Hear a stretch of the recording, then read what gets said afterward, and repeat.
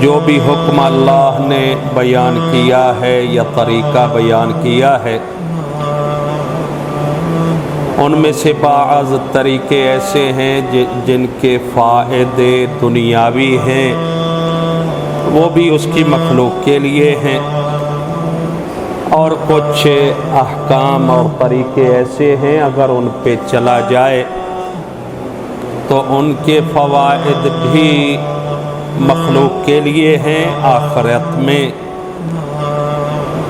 جیسا کہ آپ جانتے ہیں خداوند متعال نے آپ کے سونے کا نظام بھی ترتیب دیا ہے، اور اس میں بیان فرمایا اس کے نمائندگان نے کہ سونے کا طریقہ کیا ہے، آپ نے کتنی دیر سونا ہے، 7 یا 8 گھنٹے آپ نے نیند کرنی ہے، اور یہ آپ کی آنکھوں کے حقوق میں سے ایک حق ہے جو کہ آپ نے ادا کرنا ہے۔ پھر سونے کا طریقہ کیا ہے، کیسے آپ نے سونا ہے، اتنے تک بھی خالق نے بیان کیا۔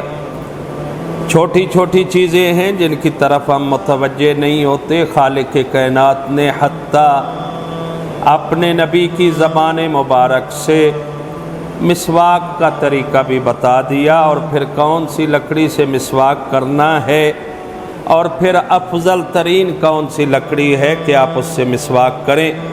مسواک کرنے کے فوائد بتائے، اور پھر وہ سارے فائدے انسان کے لیے ہیں۔ اللہ تو غنی عن العالمین ہے، اس کو خود کو کسی فائدہ کی ضرورت نہیں ہے، وہ اتنی بلند ذات ہے کہ اور فوائد آ بھی جائیں تو وہ کیا بلند ہوگا۔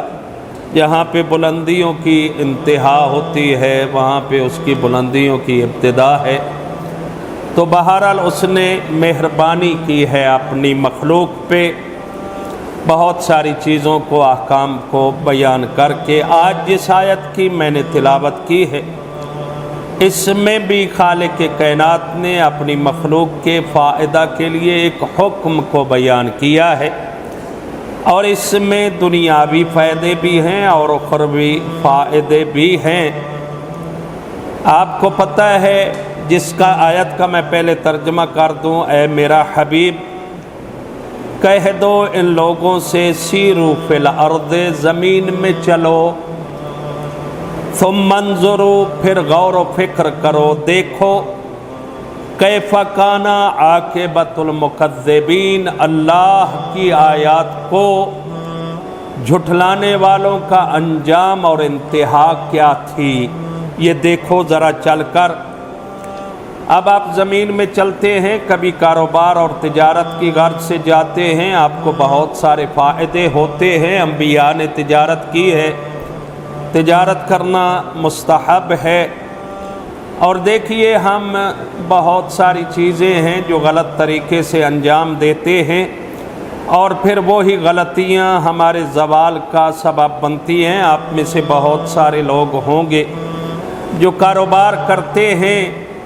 اب کاروبار کا طریقہ پہلے زمانوں میں کیا ہوتا تھا کہ لوگ جو مسلمان تھے وہ نماز سے فارغ ہو کر، واجب سے فارغ ہو کر، صبح کی نماز پڑھ کے مختصر سا کھانا کھا کر وہ اپنے کاروبار کے لیے نکل پڑتے تھے۔ جس نے مزدوری کرنی ہے مزدوری تلاش کرتا تھا، جس کی دکان ہے، مارکیٹ ہے، وہ اس کو کھول دیتا تھا تاکہ وہ کما سکے، اگرچہ وہ اس بات کی طرف متوجہ نہیں ہوتا تھا کہ صبح کے وقت اٹھنا اور اپنے کام کو شروع کرنا اس میں برکت ہے، لیکن کچھ متوجہ ہوتے تھے۔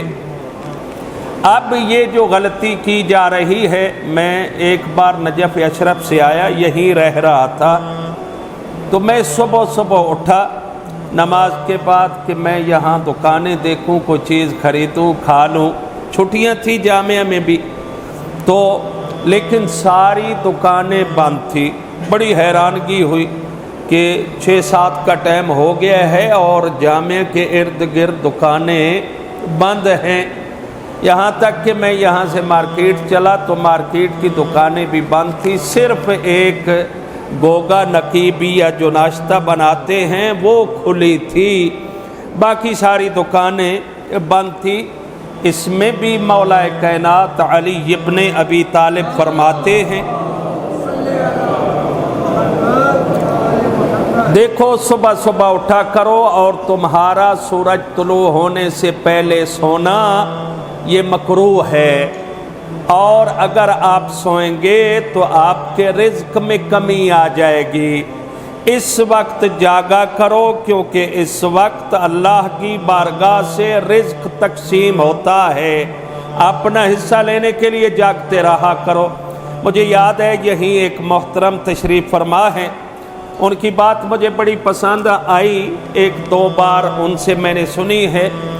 وہ فرما رہے تھے کہ جب ہم کام کرتے تھے، آپ بھی صحت مند ہیں ماشاءاللہ، بیٹھے ہیں تشریف فرما ہے، اللہ ان کو طول عمر عطا فرمائے، تو کہتے ہیں ہم صبح و سویرے گھر سے نکلتے تھے، پہلے تو قبرستان جا کر اپنی ماں کی قبر پہ ہم فاتحہ پڑھا کرتے تھے، اور فاتحہ کے بعد سورج نے ابھی تک آنکھ نہیں دکھائی ہوتی تھی کہ ہم اپنے کاروبار کے لیے اپنی دکان پہ پہنچ جایا کرتے تھے۔ تو ایسی چیزوں میں برکت ہوتی ہے صبح صبح اٹھنا۔ مجھے یاد ہے، میں سمجھتا ہوں کہ سب سے بڑا جنتی آدمی وہی ہے، اس کا چہرہ ہمیشہ میرے سامنے رہتا ہے۔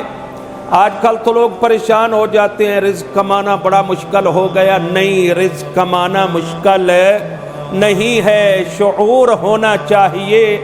اگر ایک بندے کے پاس 20,000 روپیہ ہے تو وہاں سے کاروبار شروع کر سکتا ہے، شام کو اپنی روٹی کما سکتا ہے، اگر لوگ تھوڑے حرکت میں آ جائیں۔ لیکن مشکل یہ ہے کہ حرکت بڑی مشکل ہو گئی ہے۔